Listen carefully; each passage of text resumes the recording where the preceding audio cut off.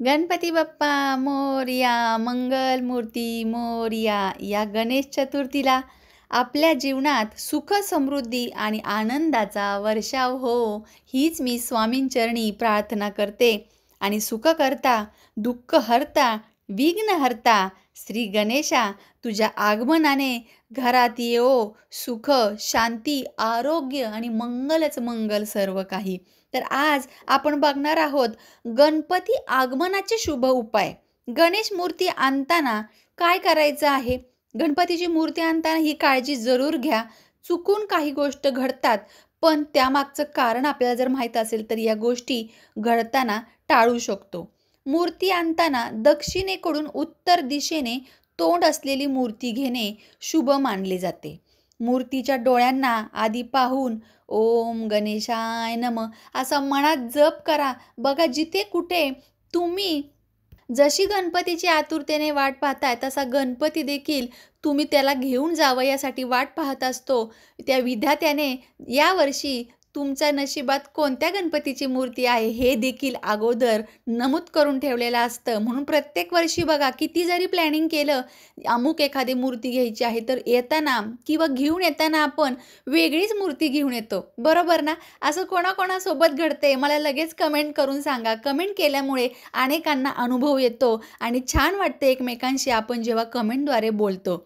तर त्यानंतर बघूया की काय करायचं आहे. लाल कापडाचा हा वापर करायचाच आहे, कारण लंबोदर हा मूलाधार चक्राचा अधिष्ठात्री आहे. म्हणजे मूलाधार चक्र जे आहे आपले 7 चक्रातील आपल्या शरीरातील मूळ आधार म्हणजे मूलाधार चक्र आणि त्या आधाराचे स्वामीत्व आपल्या गणपती बाप्पांकडे आहे.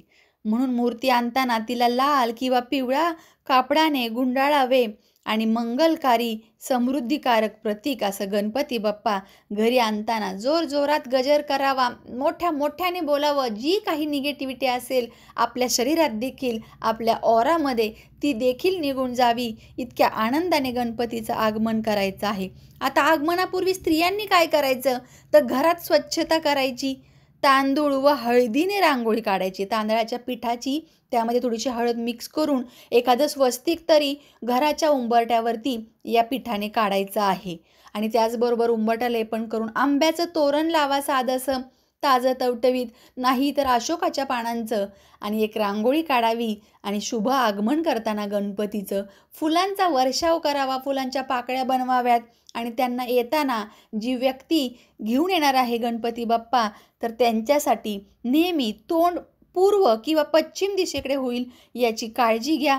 गणपतीची मूर्ती उत्तर पूर्व किंवा ईशान्य कोपऱ्यात ठेवायची आहे. आणल्यानंतर आणल्या गणपती बाप्पांची मूर्ती ठेवायची कुठं हा प्रश्न पडतो. जर ईशान्य कोपरा सापडत नसेल तर पूर्व दिशेला ठेवली तरी चालणार आहे, पश्चिमेकडे तोंड झालं तरी चालणार आहे.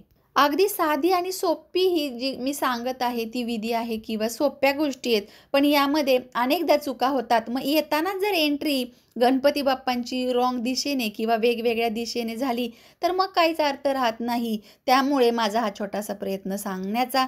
गणपती बाप्पा मोरयाचा गजर करतच गणपती बाप्पांना घरात आणायचं आणि मनात जेव्हा गणपती बाप्पांचं आपण आगमन करतो तेव्हा स्त्रियांनी ओम गण गणपते नमः, ओम गण गणपते नमः या मंत्राचा जप कंटिन्यू चालू ठेवायचा आहे. ज्या व्यक्तीने गणपतीची मूर्ती घेतलेली आहे, तुमचा मुलगा किंवा पती किंवा अन्य कोणीही, तर त्यांच्या पायावरती प्रथम कोमट पाणी हे घालायचं आहे. पाय पुसून घ्यायचे, हळदी कुंकू अक्षदा फुलं व्हायची. त्यांचं चरण म्हणजे गणपती बाप्पांचं चरण आगमन होणार आहे. मग गणपती बाप्पाला हळदी कुंकू अक्षदा लावून त्यांच्यावरून एक तुकडा उतरून टाकायचा आहे.